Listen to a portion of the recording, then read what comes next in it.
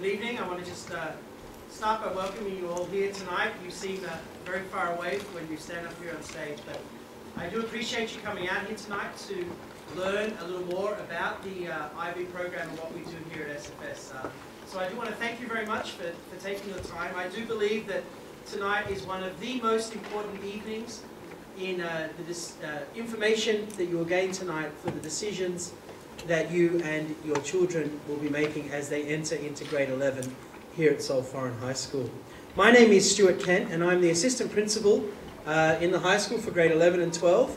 That's my area of responsibility, and for the last 4 years I've served as the IB Diploma Coordinator here at Seoul Foreign School.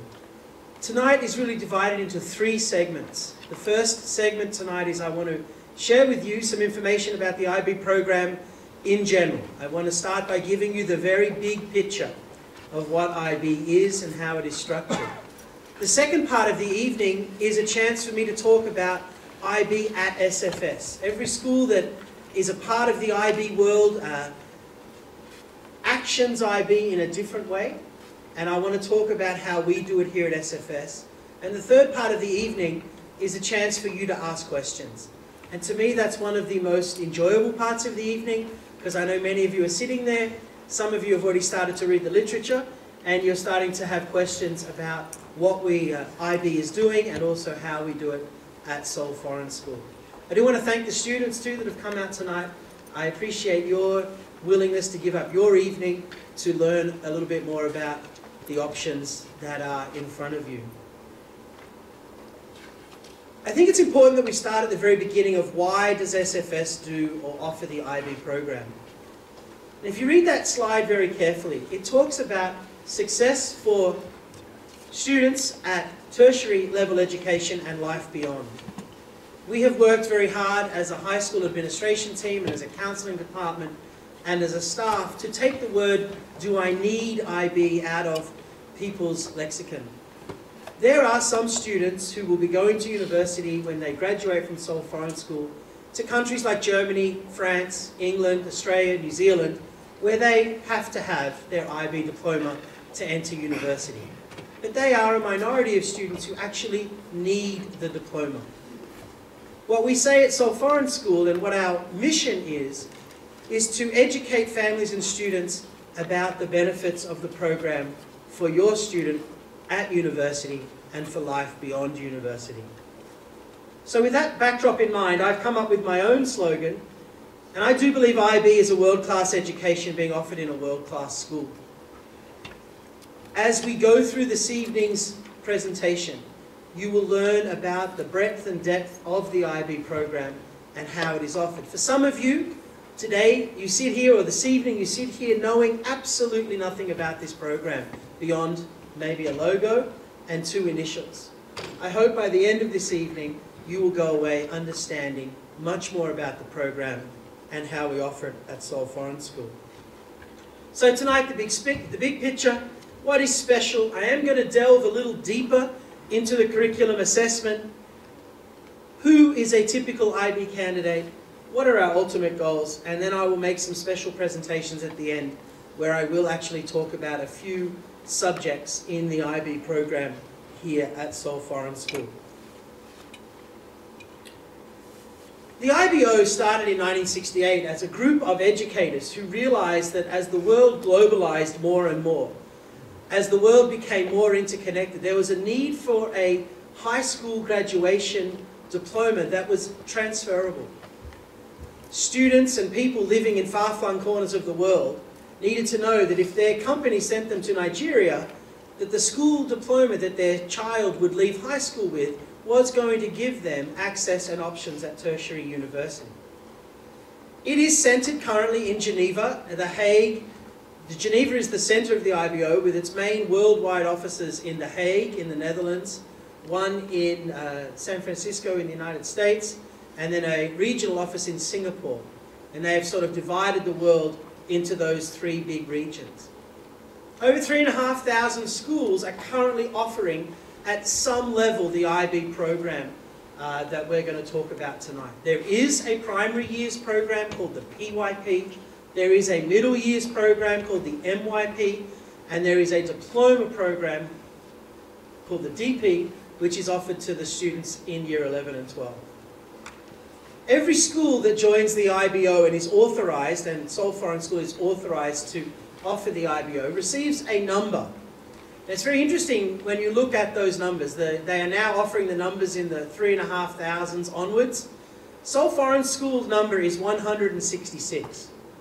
We were the 166th school in the world to be authorised to offer the IB program. And many of you will not be aware that Seoul Foreign School has been offering the IB diploma program since 1980. And what's interesting about that is that we offer the most mature IB program in all of Korea. We have been doing IB at school now for 30-something years. It is interesting, in the last 3 or 4 years have been the era of massive growth in our program. When I first agreed, when Kevin Baker, the principal, asked me to be the diploma coordinator, I'll never forget this number. There were 48 students in 12th grade doing the full diploma. Currently there are 78 students in 12th grade completing the full diploma, and there are 106 juniors undertaking the full diploma. So Seoul Foreign School's exposure and experience of the IB is incredibly deep. And in the last couple of years we have seen a significant rise in the uptake of students and parents choosing this option as they come through Seoul Foreign School. The last line of the slide there, helping to develop the intellectual, personal, emotional and social skills to live, learn and work in a rapidly globalizing world. I really do believe that is at the heart of what we are trying to do with the IB program at Seoul Foreign School. It's also interesting, if you read Seoul Foreign School's mission statement, these two ideas dovetail together very, very well. There is no dissonance between what Seoul Foreign School is trying to achieve with its graduates and what the IB offers as a vehicle to achieve those goals. The IB does have a mission statement. Just 2 days ago, I received an email from the IBO where they are assessing whether they're going to change or further develop their mission statement. But this is a direct quote from the IBO. The International Baccalaureate Organization aims to develop inquiring, knowledgeable and caring people who help to create a better and more peaceful world through intercultural understanding and respect. Again, a mission that dovetails very well with what we're trying to do here at SFS. The last part of the slide that you can see before you is something that really is at the heart too of the practice of IBO. The idea of being active, compassionate and lifelong learners is really a driving force for how SFS has determined how it will offer what we're trying to do with the IB program here at SFS. I will be very upfront and say it is more than just a series of academic classes. Academic classes and academics play an absolutely vital and crucial role in what we do in the program at SFS. But it is more than that. And we are attempting here at Seoul Foreign School to impact the lives of our graduates to a level where they will take this with them and go on to live this mission statement through the rest of their life. So what's special about IB? You know that in a world of choice, there are many different curricular offerings that schools can adopt. And Seoul Foreign School's history has been one of, in my time, offering 3 different curricular options. We have had, and we still continue to have, classes at Seoul Foreign School where the curriculum is designed, implemented and executed by Seoul Foreign teachers. Those teachers work very hard to design curricula that meets the needs of our students. We also have had in the past advanced placement classes. We are no longer offering any advanced placement classes here at Seoul Foreign School. We've decided that that caused a level of confusion for our students and our families and our identity to a certain degree. And the decision was made to implement the IB and no longer offer AP classes here at Seoul Foreign School. A decision that was made before my time, with the exception of one AP class that was offered for the last time 2 years ago. So with that being said, what are the distinguishing features of the IB on a global scale? What distinguishes it from many other curricular offerings? I've had the opportunity to travel widely in my teaching career, teaching on 4 continents, and I've taught 3 or 4 actually different styles of curricula. And I can clearly say, and this is not exclusive, but IB is a student-centered program. It is something where the student's learning is at the very heart of what we're trying to achieve.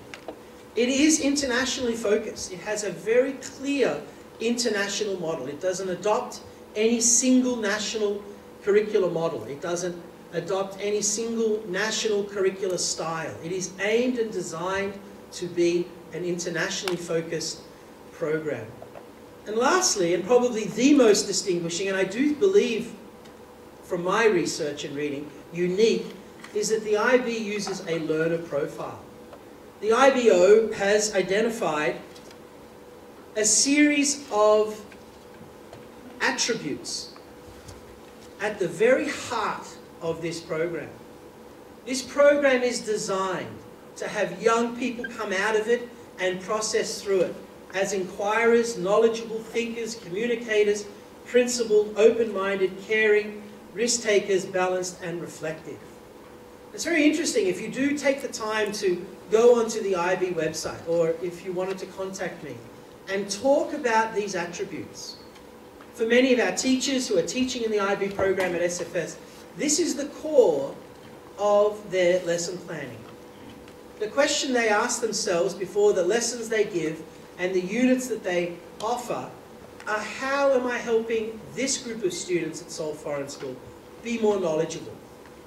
And I think for many teachers that's an easy question to answer. The imparting of knowledge and learning so students can have success in exams and go on and build a body of knowledge is one of the easier questions to answer. But we also take the opportunity in our lesson planning to talk about what does it mean to be principled? What does it mean to be an inquirer? We have an IB teacher of renown at our school who often has a saying once a week. He says to his class, I am not going to start teaching this class until you've asked 5 questions. And he just sits there and waits. And his desire is for the young men and women of his class to develop the skill of inquiry, is to ask questions and to dive deep into knowledge and topics that they're being studied. But it also asks us to develop the idea of caring. How do we care for others in our community? How do we care for our local host country? How do we care for our families and beyond that? Balanced and reflective are 2 areas that we as a school administration spend a lot of time talking about in the high school. How do we help our students be balanced? How do we help them understand the value of playing in competitive or non-competitive sport, to spending time dedicated to learning an instrument or a fine art? And we talk to our students, and the IB learner profile gives us an opportunity for myself as a coordinator, for our counsellors, for our administrators and teachers, to impact the lives of the students way beyond just the imparting of knowledge. And I am excited to be involved in a program that does that. I often take a moment to talk about risk takers. We're not asking students to bungee jump and to do some of their parasailing and things like that. The IB defines risk-taking as students who have the ability to approach an unknown situation with confidence. I think if we were all to reflect as adults, and for those even the students in the audience, many times in our lives we have been faced with unknown situations and we all wished we had a little bit more confidence in how to address and deal with that situation. Well, the IB enables us to address that with students, to encourage them and to equip them to do that as they progress through the program.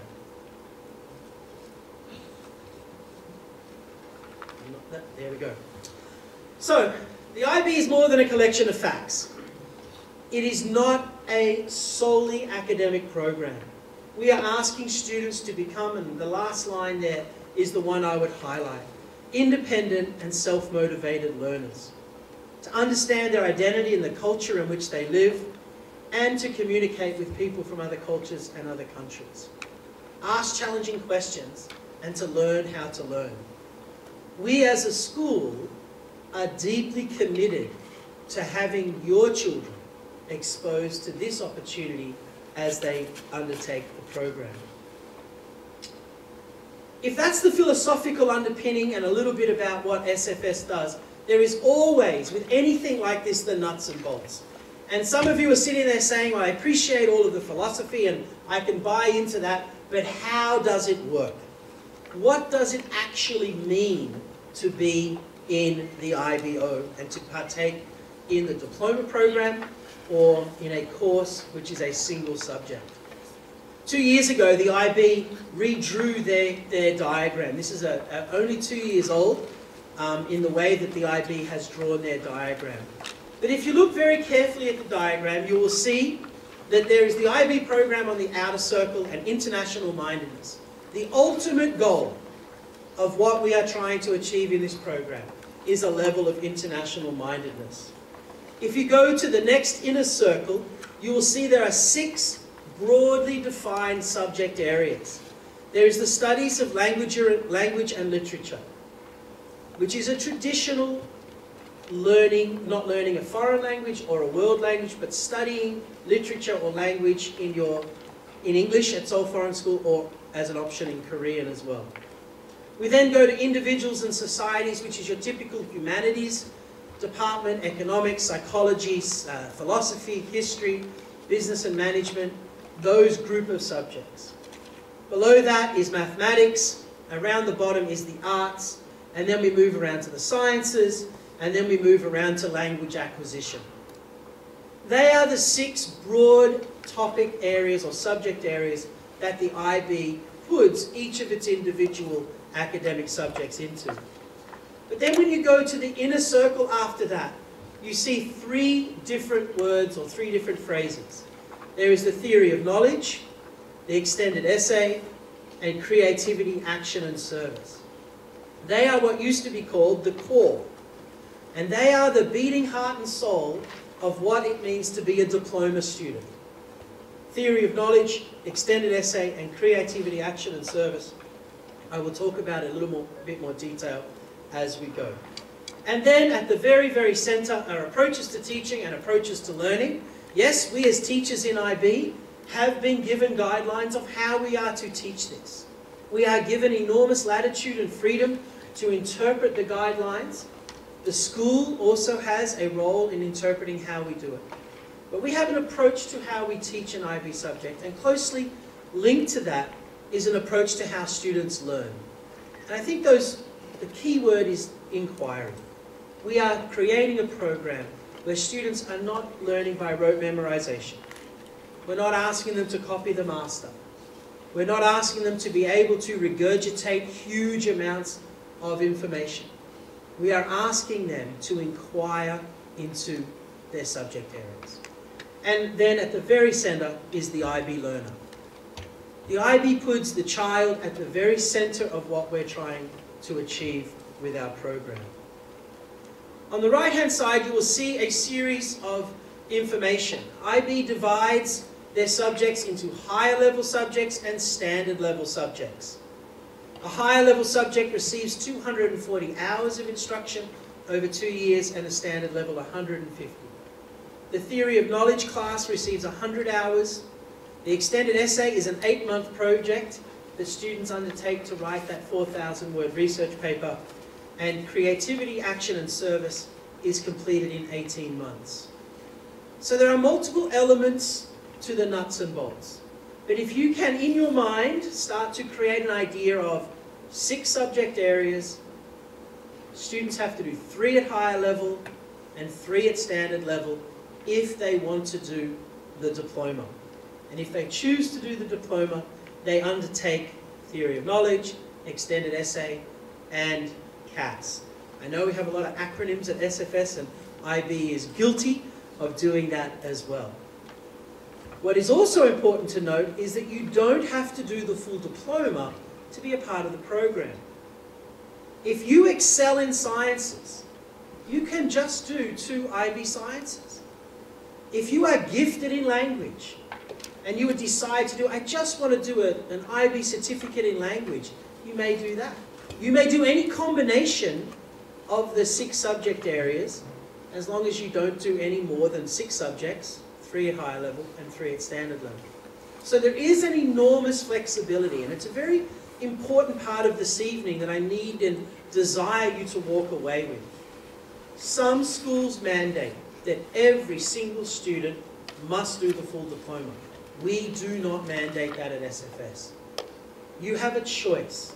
You can go for the full diploma, or you can do individual courses and do 3, do 4, do 2, do 1, whatever suits you. We will talk a little bit more about that later on. But I do believe it is that flexibility that is one of the key successes of the program we offer here at Seoul Foreign School. Getting down to what we actually offer.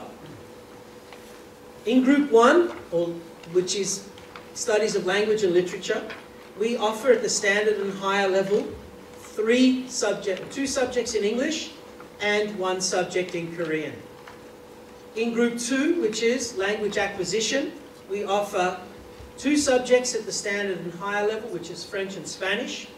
We then offer a beginner's course in French and Spanish ab initio, ab initio meaning a beginner, and we are offering for the first time next year a Mandarin ab initio course.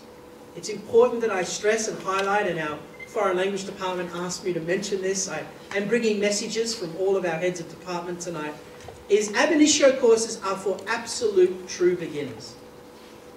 There are rules and guidelines that I, as a diploma coordinator, have to enforce about an exposure to that language prior to taking that course.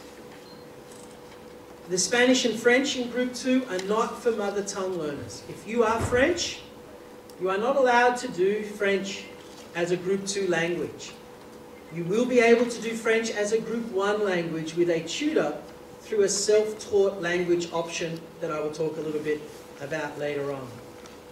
In Group 3, Individuals and Societies, we offer history at the higher and standard level, and I have separated those out for simply the reason that they are 2 very different history courses. The higher level history course is Eurocentric, and it studies World War I, World War II, the rise of Hitler, the rise of Stalin and the Cold War, and the fall of the Soviet Union. The standard level history course studies independence movements, and I'm giving myself away here as a history teacher because I know all this. It studies independence movements, and it studies nationalism post-World War II in Africa and Asia, and focuses on the Middle East as one of the Arab-Israeli conflict as its focus. So they're 2 very different courses. We then offer economics at higher level, psychology, and business and management. In Group 4, the experimental sciences, we are offering chemistry, physics, biology at the higher and standard level with the exception of physics, environmental systems and society at the standard level, and as of last year, a new subject, sports, exercise, and health science at the standard level. Group 3, we offer all 3 mathematics, 2 standard level, 1 higher, and in Group 6, we offer visual arts, theatre, and music at all 3 levels, at all 2 levels. What is important for me to say here is that whilst we offer these courses, they don't always run. I'm sure you can appreciate there needs to be a minimum number of students for a course to run. So for instance, this year, there is no standard level theatre class in Year 12. The students who elected to do theatre elected to do it at a higher level, and we offer that subject at higher level. If, however, on any given year, there are 10 students or 15 students who want to do theatre at a standard level, and there are 15 students who want to do theatre at a higher level, we would endeavour to run 2 separate classes. But this is the offerings, this is what's on the table for your children and for the students who are here for you to choose from as you start to craft your jigsaw puzzle. Where are my higher levels? Where is my passion? Where am I willing to sit an extra hour a week in class learning? Is it in chemistry? Is it in history? Can I find 3 of them? Where are my standard level courses? The ones that I'm good at and I'm interested in, but they're not my passion. They're not the things that I really want to do. Bringing into that conversation is, what do I want to study in university? Because some universities have very strict guidelines on what level of subject you need to do in high school. And that also drives the bringing together of a student's IB diploma program. Your interests, your abilities, and your requirements for further study when you leave Seoul Foreign High School. One last clarification, and I know tonight you're getting a lot of information. To be a full diploma student, you do not have to do a Group 6. And it's very important that I mention that. You have to do Group 1, 2, 3, 4, 5. And you may choose to do Group 6, but you don't have to. You may double in any of the other groups. To this day, I've never had a student do 2 math. Never.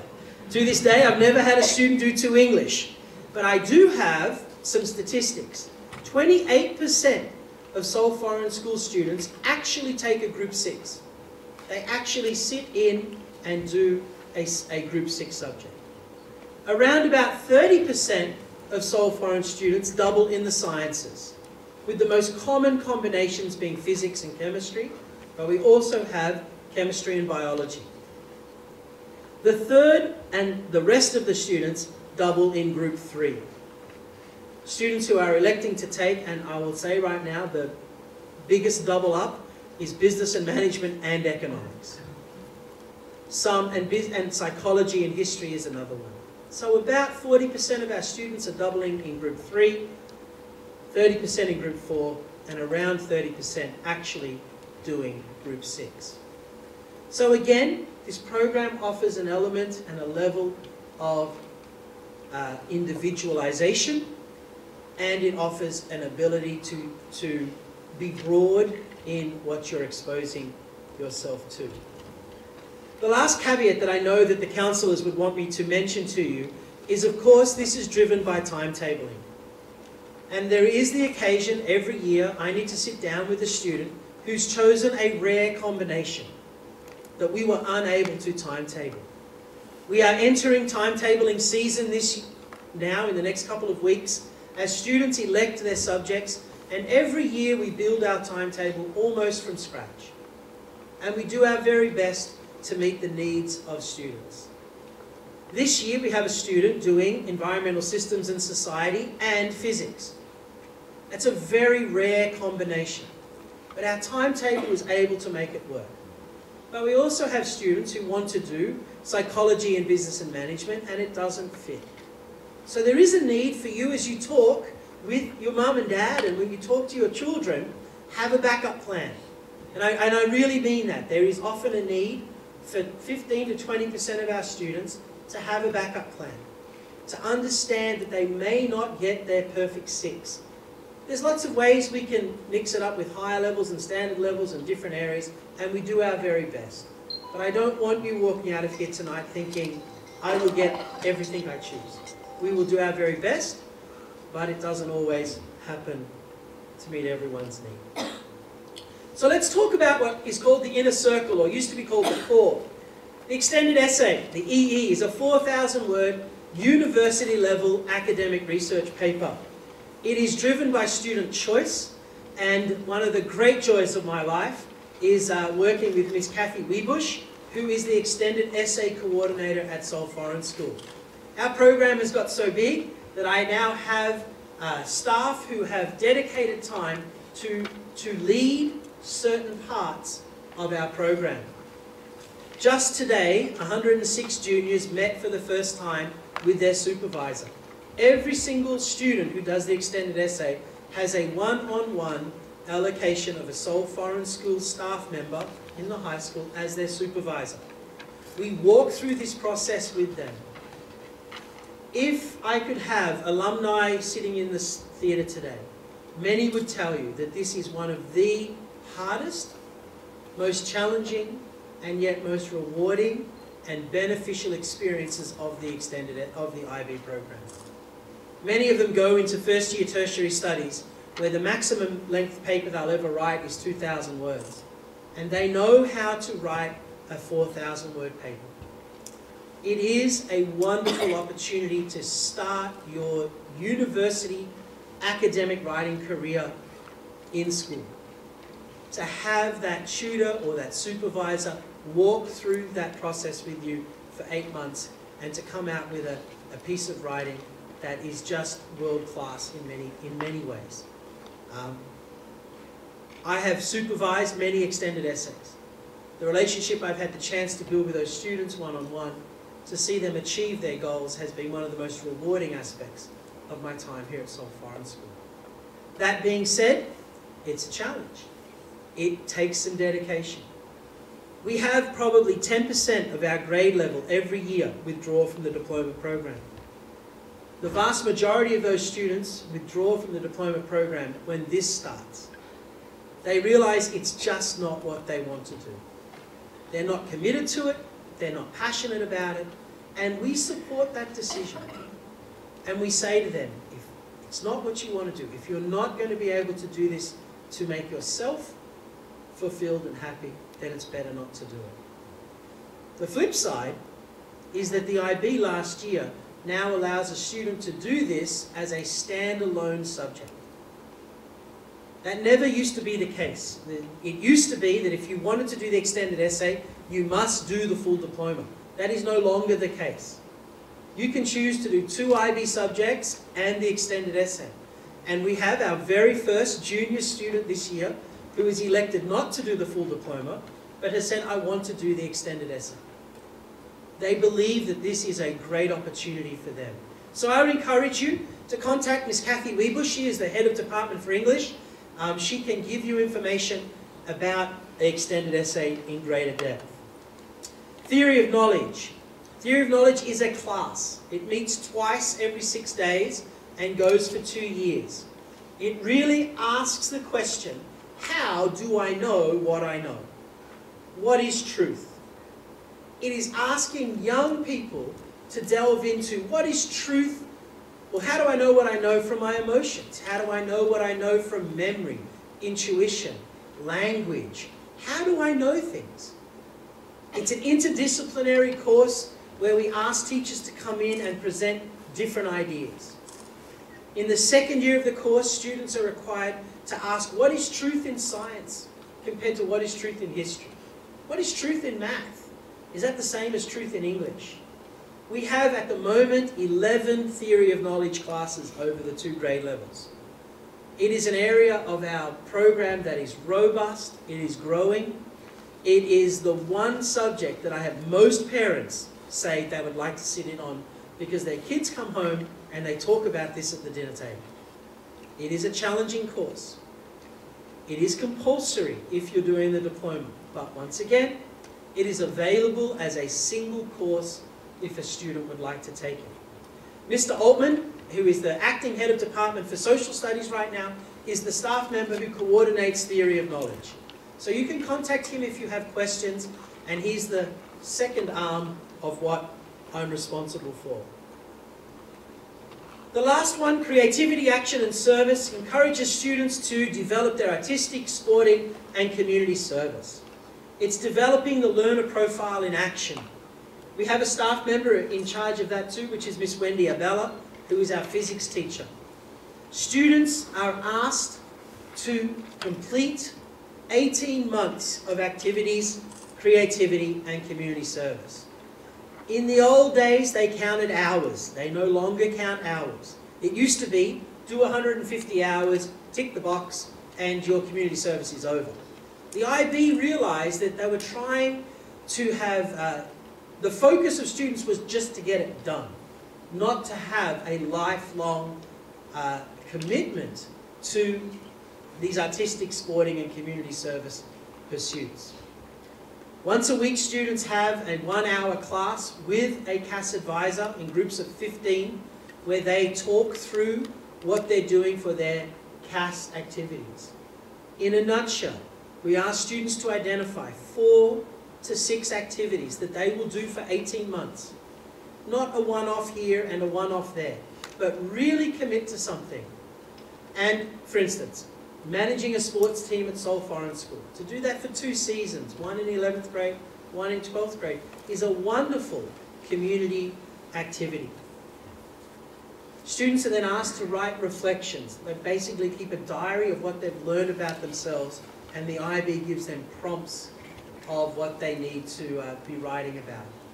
Those diaries are then assessed by myself and Miss Abella, and if we believe they are robust, if we believe that they are a good reflection on what students have done, we sign off on their CAS experience and they receive credit for finishing the course. Again, compulsory if you're doing the diploma, but offered as a single subject if a student would like to do that. If that's the core, how are your grades determined in the diploma? I think the first point to make is very, very important. Final examinations and internal assessments are undertaken by the teacher who marks them to IB criteria, and then they are externally moderated. The rough balance is, and every subject is different, and I will not bore you with the details. Basically, an IB grade is 70% on the final exam. And higher level exams, there will be 3 exam papers. Standard level 2. And 30% on your internal assessment. Internal assessment is different for every subject. Sciences are different to the arts, which are different to social studies, which are different to English. History, it's very simple. Students are required to write a 2,000-word research paper. They hand that paper into me as their teacher. I grade it. I send the grades to the IBO. They pull a random sample, which I then put in a packet, and I DHL, and they grade my grading. And they say, did Mr. Kent, was he too soft? Was he too hard? Did he understand the IB grading rubric? And my grades are adjusted based on their assessment of my grading. This is why we send our teachers to IB training. Every year, in fact, I was asked last year, I sent 35 teachers from Seoul Foreign High School to IB training all over the world. And the reason we do that is to make sure they have a solid foundation, not in their subject matter. We believe our teachers are experts in their subject matter. But do they understand how the IB assesses the work that is required of them? There are 4,000 worldwide examiners, and as of yesterday, we have 10 IB worldwide examiners on our staff. Staff who are contracted by the IBO to grade exams or internal assessments as the year goes on. We also have Ms. Wiebusch, who sits on the worldwide panel for the extended essay. She's the only current teacher on that worldwide panel. And every 2 years she goes off and she meets with the IBO in regards to the extended essay. So our staff are trained to do these assessments. If we look at grades, there are 45 points available in your diploma. The maximum you can score is 45. 1 being the lowest, 7 being the highest. We do not have the word of pass-fail in the IB diploma. What we say is you were awarded your diploma or you were not awarded your diploma. To be awarded your diploma, you need to gain 24 points, of which 12 must be at higher level. So if you're taking 3 higher level subjects, you need to average 4 out of 7 to hit the minimum. If you're doing standard level, you will need to average 4 out of 7 to hit the minimum. 4 3s are 12, 12 and 12 is 24, you will receive your diploma. There's also 3 points available for the core. Your extended essay and your TOK grades will total 3 points. And that's what takes you from 6 times 7, which is 42, up to 45. There are nuances and lots of little grade nuances about what happens if you don't get this and you do get that. But basically, we are putting it out there that if you want to be a student who receives the diploma, you need to be aiming for 24 points as a minimum, and we encourage our students to shoot beyond that. Last year, only 152 students worldwide received 45 out of 45. And that is to show you, out of 106,000 students who sat exams in May 2013, that was what the breakdown was of students who received 45 out of 45. It is a rare event. I can talk more if you would like about Seoul Foreign School's grades, in the diploma and how we have been growing in our results. Last year, and I know many of you will know, we had our highest score ever. A student received a 43 out of 45. We had a 94% pass rate. 94% of students who undertook the diploma actually received their diploma, and they are two statistics that we are incredibly proud of in our high school as we progress. We as a school codify what we call our premium grades, which is 36 and above. And last year, 22% of our students received a 36 or above. And if we go 35 and above, which is what other schools use as their benchmark, around 29% of our students received in that premium grade range. So we have students achieving at the very highest level. We also have students accessing the program who are receiving their diploma. And I'll talk a little bit about what that means for them as they leave SFS. The most important thing I need everyone to walk away with from tonight, and I've said that a lot tonight, another of the most important things, is the underlined last statement. We at SFS run an open program. What does that mean? It means that if you want to be involved or your student wants to be involved, they can. Many schools run closed programs where you test in. You have to pass an entrance test to do the IB diploma. At Seoul Foreign School, we believe in the value of this program so much that we will let any student have a go. If you want to try it, we will embrace that and we will support you and we will counsel you. We also counsel kids out of the diploma. Kids who are struggling. Kids who may not have that desire at the very beginning. Students who are sometimes very, very involved in co-curricular and extracurricular activities struggle to maintain their commitment to the diploma because it is a lot of work. So we say at Seoul Foreign School to do no harm. And Mr. Krugler, Mr. Myong and myself spend a lot of time with students saying, is this the right fit for you? And to be honest, no one makes you do the diploma. It is a choice. We are there to support your choice if you choose to do the diploma, and we will support your choice if you choose not to do the diploma. And students who don't do it, go to great universities. Students who do it, go to great universities. It really is about you entering a conversation with your family, with your teachers, with your counselors, with myself, and seeing, is the diploma program a good fit for you? And if it's not, at what level would you like to access the program? So it is open. It is open to our student body. All of you who are sitting here tonight, parents, it's available and it's open to you. We encourage you to make wise decisions, and there are some boundaries. Seoul Foreign School will not allow a student to do 4 higher level subjects. Some schools will. We will not. We believe that 3 is enough for you, but you need to choose wisely. We don't have the freedom of, I'll give it a go and see what happens, and choose the strongest one of the 2. So please understand that there are only 3 HL subjects available. We offer 3 complementary pathways. Number 1, do an IB course. Take a single or multiple course, including TOK, EE and CAS, complete the internal assessments, sit your IB exam, and you get a wonderful, beautiful blue certificate that lists the courses you've done and the grades you've received.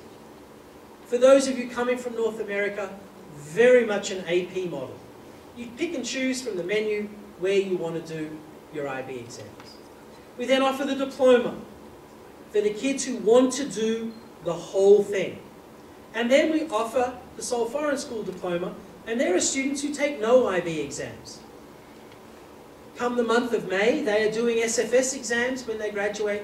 They're not doing any IB exams. Now, they are in a minority in our current environment, but it happens every single year. Students who say, I'm just not planning to do any of the IB exams. So tonight, I want the talking point in your car to be, at what level will you access the program? And that's where the counselling and the advice of teachers, counsellors, myself, can really help you make a wise decision for yourself and for your children. So a typical IB candidate, it's not about book learning. I can talk very deep about history. I have actually taught AP history, and I will make a comparison. It's the only comparison I'm going to make tonight. I taught AP European history. We did about 400 years of European history in a year. It was wonderful. Students learn a lot. IB history that I teach, I study basically from about 1942 to about 1967. I take 2 years to study a variety of topics in a very small, concentrated area. It's not about a huge breadth. Now, if you talk to the science teachers, you talk to the math teachers, they will tell you there is significant breadth in their course. They are structured differently to prepare students to move on through those subjects and be ready for science at universities. But in general, it's about going deeper and thinking. We have a math teacher who teaches high-level math, and he tells this most wonderful story. When the students, they were doing a practice test, and one of the students got the test back and said, Mr. Wilson, I'd never seen that question before. And Mr. Wilson's response was, neither had I. But I'm going to teach you, and I have taught you, how to solve the problem. And to me, that really encapsulates what I mean there by higher order thinking skills. It's about problem solving. It's about skill and equipping students to do that. There is sometimes a GPA drop as a student becomes an IB learner. And you need to know that straight away. The most common phone call I get at the start of year 11 is my student isn't doing as well as they did at the end of year 10. Their grades aren't as high. And I want to say that is not an unnatural phenomenon. The step up is significant. We are working through our 9th and 10th grade program to prepare students for that change, but you are entering a relatively different world where those higher order thinking skills are given time to develop. But on occasion, it's a struggle for students to change out of their 10th grade world into their 11th grade world. We support them, we work with them, we are constantly talking to our staff about making that transition as smooth as possible, and in no way holding it against a student that they're doing something new. But often it takes some time, and you need to give yourself, students, I'm telling you now, you need to give yourself some time to learn the way that IB is asking you to learn. You will need to work hard for 2 years. It is a 2-year commitment to this course. Okay, so it's academic rigor, okay, and they see the benefit of this program beyond college acceptance. The students that have been most successful that I've taught in IB are the inquirers, the ones who want to ask their questions and have them answered. So now to the big question, university recognition. I think it's very important that when I start this topic, I need to differentiate university recognition and university credit. They are not the same thing.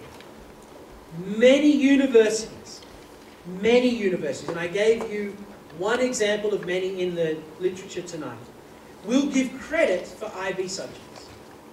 If you get a 5 or a 6 in higher level math, many universities will say, you can go straight into 2nd or 3rd year math. You have a 4 or 5 in IB physics, you can go into 2nd year physics.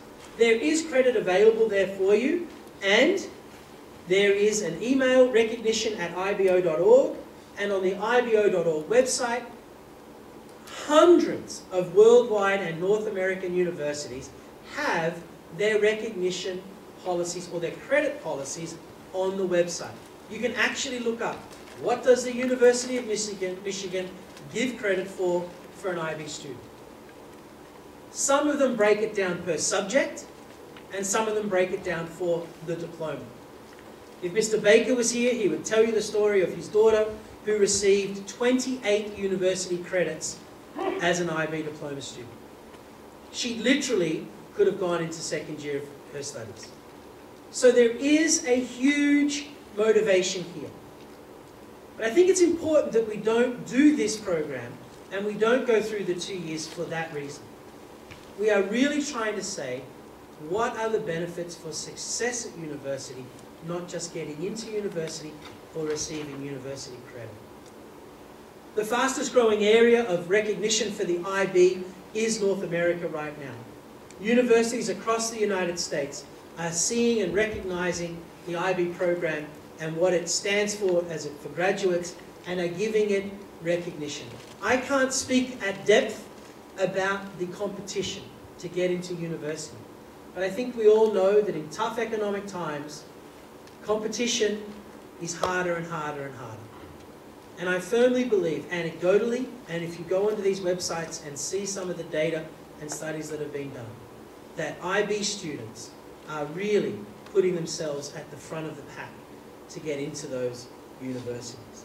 There are lots of scholarships, lots of credit available, and it is one of the big attractors for people who are undertaking the IB program. It is truly worldwide, the recognition of the IB diploma. So before the iPad, the iPhone, the iTouch, there was the IB, and that's my little way of reminding you that this program has been here since 1968. It is not new at Seoul Foreign School, and it's not new in the world.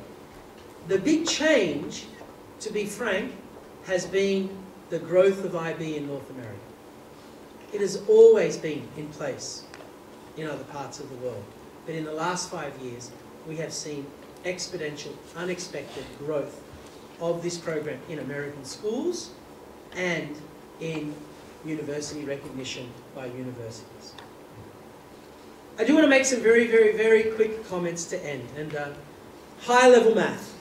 It is the one subject that I get the most questions about, and I'm sure if Mr. Myong and Mr. Krugler were here, they would confirm it is the one subject that most students want to change out of in their diploma program. Higher level math is literally for people who dream in algorithms. And I want to make this really clear. Many universities will allow you to do engineering and you don't have to do higher level maths. Some of them require it. And students, you need to go and start doing that research with your counselors. Higher level math is what Mr. Wilson calls a philosophy course taught through the avenue of mathematics. It is different.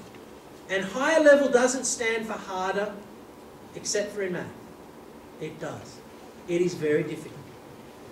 The students who undertake it often rise to the challenge, and it's one of their favorite classes. But please, I just ask you, and I know if Mr. Wilson was here, he'd say, don't kill my subject. I'm not trying to kill the subject.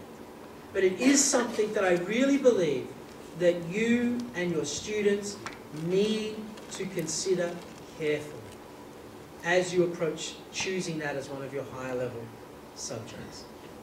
For a student who is in a diploma situation and wants to withdraw from higher level math to go to standard level math, we have to find another higher level. They have to elevate one of their other standard levels to a higher level, and it can come at quite a cost to their learning. The extended essay, I would say, is another one of those real gatekeeping moments. Are you committed to a 4,000-word research paper? And if you're not, then maybe I think you need to really consider deeply if the diploma is something that you want to do. And the diploma is not for everyone. It's not. We have some students who do it, love it, some students who do it under duress. We do have some who go to England and they have to do it, and they're the ones that I often feel the sorriest for, because they have no choice if they want to go straight from school to university. So please, I really ask you tonight to enter into those important conversations. We have experts on our staff. Mr. Krugel, Mr. Myong, myself, our heads of department, our staff, can give you some excellent advice. Lastly, we're going to have our question and answer session, and Miss Myong-sung is here to also, at the end of that question and answer session, to be down the front if you would like to ask your questions in Korean. She is more than happy to meet with you just down the front at the end of the stage once I complete the general question and answer session. I promised myself I'd finish at 8 o'clock. It's 8:01. For those of you who know me, I like to talk, so I'm proud of finishing. But I will open it up to questions. I'm happy to answer any and all questions about the program in general, about the program at SFS. I believe this is one of the most important parts of the evening, so if I ask for the lights to go up, I'll endeavour to answer those questions for you. If you have none? Yes? Can you just remind me what is the rule of the high level on the native language? Thank you. And it's something I said I would come back to. The IBO is committed for students to learn their own language. And I think you can appreciate that we cannot offer a German class, we can't offer at a language and literature level. We just don't have the students who are, enough students to make that feasible. So what happens for those students is, if say you are a native Spanish speaker, you will need to do English as one of your subjects because you need to do 4 years of English to graduate from Seoul Foreign School. What we then offer is the IB offers what is called a self-taught language. We have a self-taught language coordinator, which is also Miss Weebush, and you work with a tutor and you study Spanish literature. And you will be taken through the IB program. We as a school support you by doing your internal assessments here. We order your exams for you.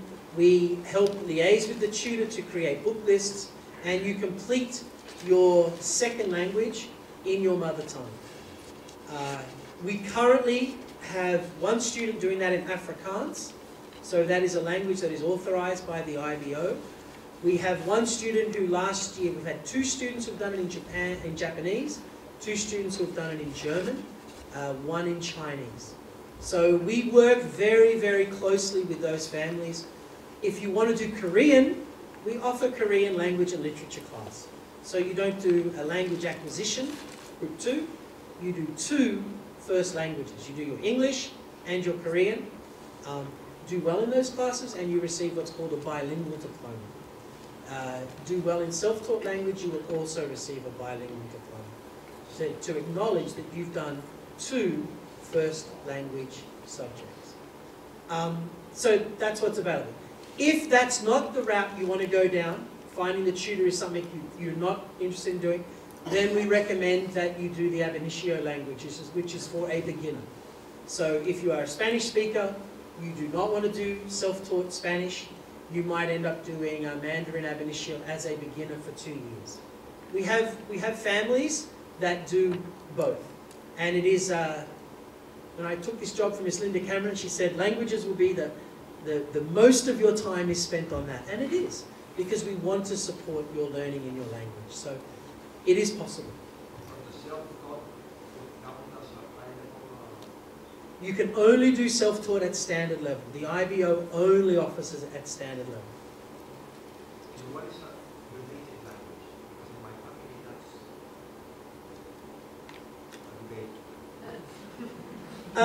that's It all comes down to fluency. If you're really a group 2 is language acquisition. Are you acquiring the language? I know in our globalized world there are families in this room that speak 3 languages at home. They all would have to be a group 1 language. But again, it is a discussion. We enter a discussion. It is not a hard and fast. We make a judgment call. I wanted to check, is there a way to take all the 3 sciences, and in other words, it could mean that a student taking German subjects. It is not possible from a timetable perspective. We have 30 blocks a week, in which every 6 days we have 30 blocks in which to teach our children. So it is not possible to take 3 sciences. It is possible to take 2. Because, like my daughter, she's not sure whether she wants to go into engineering or medicine, so she needs to have a biology and physics and chemistry. That's a very, very tough family decision that has to take place. We are not, I don't know of any program that offers 3 sciences. Some will allow you to take them but not test in them. But in my knowledge, most schools offer 2 sciences. So unfortunately, there is a need to choose. And that is the reality. Yes? My son, unfortunately, wants to take high-level math. And what is the best way to know that he's qualified for it? I don't know if I can go back. I took that one off real quick because that's not one of my graphs, it's one of Mr. Myong's. We've done a lot of work at Seoul Foreign School over the last 4 years to create a pathway in mathematics. And I think it's really important that this pathway was designed to support children to prepare them for their math subject selections in year 11 and 12. So if we look at higher level math in year 11 on the top line, students who have done IGCSE additional math, we say that if you come out of that class successful, higher level math is what you've been prepared for. You don't have to do it. We're not making you do it, but we're saying we've prepared you for it. So it's an option that's available for you. If you've come out of extended, we would recommend that you go into standard level math or down to math studies, or if you've come out of core, we would recommend that you go into math studies. What we are trying to do is we acknowledge that math is a building block after building block foundational approach to learning, and they are the preparations that we recommend for higher level math. That being said, we do deal with every student as an individual. There's an opportunity for you to come to talk, and your students, your children, to talk to the counsellors, for you to talk to the counsellors and explain why your child could go into higher level math if they haven't been in the additional math class. Yes. Is the strong intent that the 6 courses that you opt for, you do it for all 2 years, or at the end of year 1, are you free to switch classes? No, they are, at Seoul Foreign School, we no longer offer any courses in 1 year. You do them for the full 2 years. So when you sign up in 11th grade with your 3 higher levels and your 3 standard levels, you are making a 2-year commitment. That has been a change over recent years. And in my time as a diploma coordinator, Seoul Foreign School did offer some standard level courses in a year. As a teacher of one of those courses, it became incredibly fast-paced, and we felt it really did work against the depth and inquiry that we were trying to achieve. So you are doing those courses for 2 years. But you could go from extended math to higher level if you're,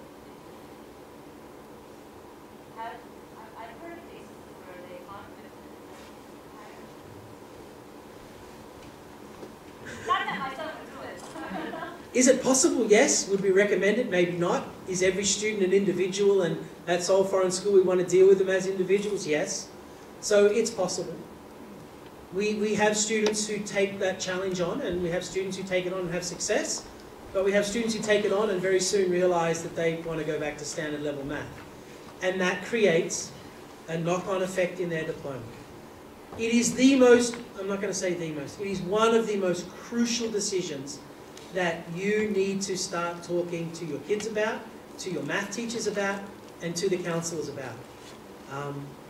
This program that has been set up here is the foundational building blocks for success. Students can always surprise us, but it's possible. I don't know if I've misspoken, then Mr. Myong will tell me. An exception. Yes?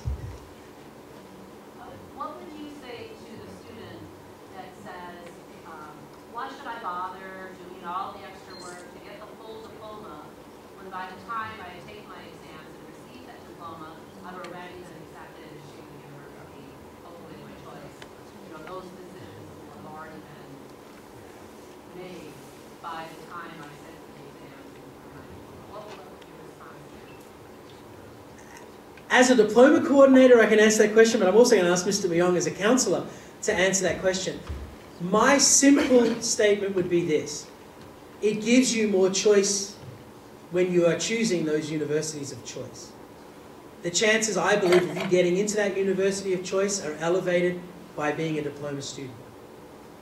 they're going to look at you differently in the pile. I really do believe that, but I'll let Mr. Moore answer. Good evening. I was watching the IB play, so I was a little bit late. Sorry about that. In terms of the final results, I think the trend has been pretty much changing for the last 4 or 5 years. Within the last 4 or 5 years, a lot of things have changed within the U.S. universities and applications and what they're asking for. One of the things that they never asked for about 4 years ago was the IB predicted grades. Now, almost every single university asks for it. They expect it. And if we don't send it, they ask for it afterwards, which means that they do care about the IB. Last year, we almost had a disaster where one of our students who was accepted to a university was rescinded of his offer based upon his actual IB results. Thankfully, we were able to argue, and he got his spot back, but that was a real scary story for us, and it's something that we are going to be sharing with parents on the junior parent night, as well as with students on a regular basis to make sure that they continue to stick with their program in order to actually perform the way they're supposed to and match up to at least a certain level to the predicted grades that they were given to them earlier on.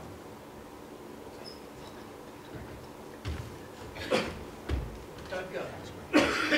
Any other questions? Yes, go ahead. To take IB diploma, you have to have a higher level courses from the 6th group.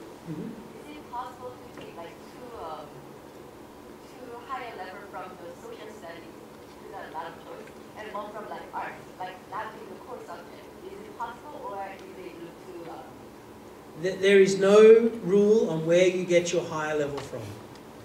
There is no, you can do 3 higher levels from group 3 and 1 from math or 1 from English or 1 from music. That's no problem whatsoever. But you do have to take all the 6 groups, right?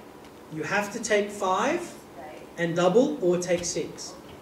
Group 6 is the one you don't have to do. Yes? We talked about US, but I wanted to check about the Asian countries, etc. Specifically, how do they recognize and As far as I'm aware, the Singapore universities use the IB results as their entrance for international Singaporean nationals going to Singapore universities. It is the entrance option that they have going into university. Singapore nationals tend to be a little different. I have to have their IB results stamped and accredited when they come in to be sent off to Singapore universities. They do have a unique application process, but the IB is very important. I think nearly all of our Singapore students going to university enter university with the IB diploma. Korean universities just are starting to offer a pathway into Korean universities with the IB diploma. That is still a university by university approach. It is not a national curriculum approach yet, but I know as a fact that the IB is working very closely with the Ministry of Education of how universities in Korea will use the diploma as an entrance into university. Up the back. Such as an example of the physics class, do you offer different physics class for IB course and AP course? We no longer offer any AP classes at all. The only physics class you can do at high school is an IB physics class. So even if you're not doing the full diploma, you will be in an IB physics class. If you're choosing not to do it as a course, we often talk to the teachers about how do our SFS students fulfill their SFS IB or SFS physics requirements. That means you're in the same class, but you have later, like 2 years later, you have a higher level test and then a standard level test, and then you use that test in the same class, or you have 3 different physics courses. It's one curriculum, and we have in the past allowed standard level students into that class for higher level, and they choose, it's a higher level physics class, they choose to sit the standard level exam. But last year that was 1 student, and the year before that I think it was 1 student. It really is aimed as a higher level class. You will be expected to work at that higher level standard, and your SFS grade will be computed at a higher level standard.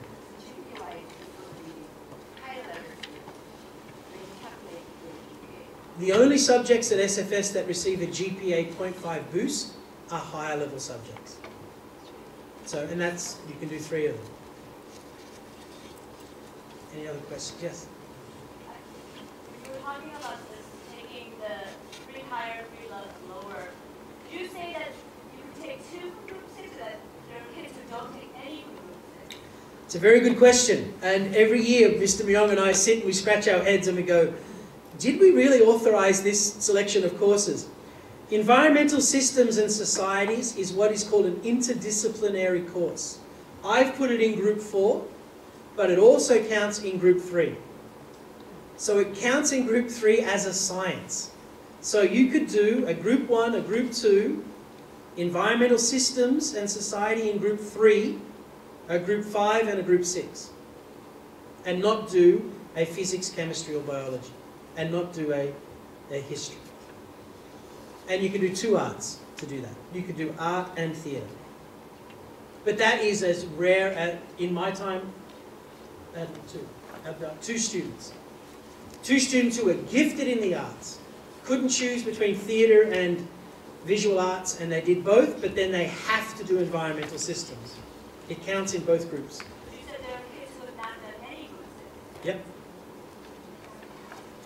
Lots of kids who don't do any Group 6. In fact, 70% of our class do not do a Group 6, and they double in Group 3 or Group 4. Like I said, I've never had one do 2 math. I'm waiting for the day. Well, from IB's point, you can. I would presume. Okay. Are there any other questions? Yes? What is the difference between English language and literature and English literature? Excellent question. English literature is pure literature analysis. You read books, poems, graphic novels, and you analyze literature. Language and literature analyzes language and literature. So it does things like, it looks at advertising, it looks at poetry, it looks at film, it looks at many different aspects of communication beyond the traditional literature. So we have like IGCSE English and English literature and English language and literature at this moment. So like my son is taking English language and literature. I don't know why he's saying he wants to do literature in the IB program. I will endeavour to answer that question on behalf of Ms. Wiebusch. 2 years ago, the IBO changed their whole Group 1. They very rarely change all the subjects in Group 1. They did it in 1 year. And the teachers have come out and said that language and literature requires students to learn the skills to analyse 6 different types of text. Literature, they only have to learn 1 set of skills, how to analyse a book. So many would argue, and the English teachers included, that literature is a less diverse skill-based subject. You master 1 skill. Language and literature, you have to master 6 skills. So there is a desire there to focus on, for some students, this is what I'm good at, this is what I'm going to study. So that's the difference. But both of those IGCSE subjects in Year 10 will prepare students for either option. Any other questions? Yes? Is there any correlations between IB higher level choices and college majors? And college? When they apply for colleges, when they want to major into something? For U.S. universities, really the answer is no. For the most part, U.S. universities, you don't have to declare a major until the end of their junior year or sophomore year in college. And most universities, when they accept students, they expect students to change their minds about what they want to do because they're still teenagers. If you go to Europe, it's a total different system. basically you have to have decided before you start IB what really they want to do. And then based upon that, they make the choices, and then as soon as they enter university, they will start in their major. And so it's totally different. For US, there'll be two I guess, differences or possible exceptions to that rule, and that would be if you're going into engineering or separately applying to a college of engineering, they will many times require physics at some level and math probably at the higher level. Although, like Mr. Kent said, standard level can be accepted based upon the records. The other exception would be like art. And art and design students that are interested in going to art schools, obviously IB art is something that they would probably want to have. If not, they would have to spend their own time to prepare their portfolios. That's about it. But the rest of them, it really doesn't matter. Pre-med, it doesn't matter what they're taking, what kind of science they're taking, as long as they're taking a science, which most of our kids are, and that they're taking math, which most of our kids are.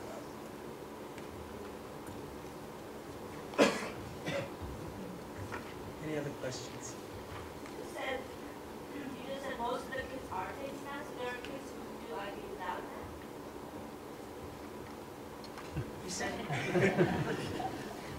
Don't take everything I say literally. No. There are kids who are not doing the diploma. They are. That's the reality. There are kids who are not taking the diploma. There are kids, especially the art kids, that don't want to take any more math, and they don't.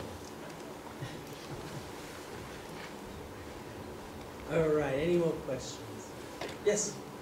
My daughter has taken, she's doing IGCSE in geography. So, is it on the HFS where geography is not a choice, or IB where they go? IB is a geography class that is offered by the IBO, but it is not a class that is offered at SFS.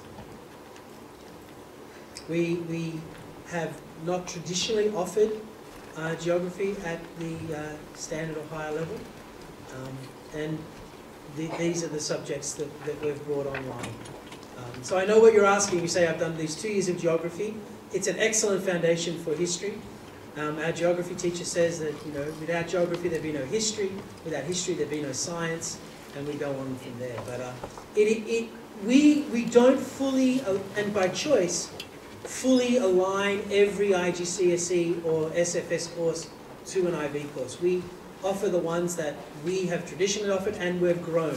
Business and management is only 2 years old at SFS. Higher level economics is only 2 years old at SFS. So we have targeted certain courses that we believe our students and parent community are interested in significantly large numbers. Any other last questions?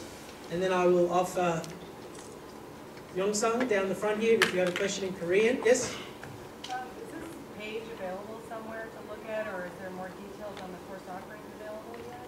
The course offering book will be coming out very, very shortly, I think next week sometime, which has details on what we offer.